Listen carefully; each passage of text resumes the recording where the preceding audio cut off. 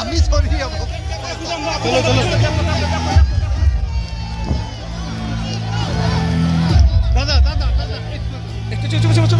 সংকট আমরা বাঁকুড়াবাসীর অনেক চাহিদা থাকা সত্ত্বেও জায়গা দিতে না পারার জন্য সকলের কাছে আমি ক্ষমা চেয়ে নিচ্ছি।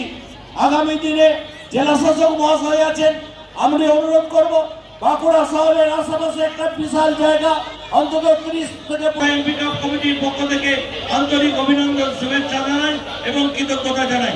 আমাদের মাঠে উপস্থিত আছেন আমাদের প্রিয় দাদা।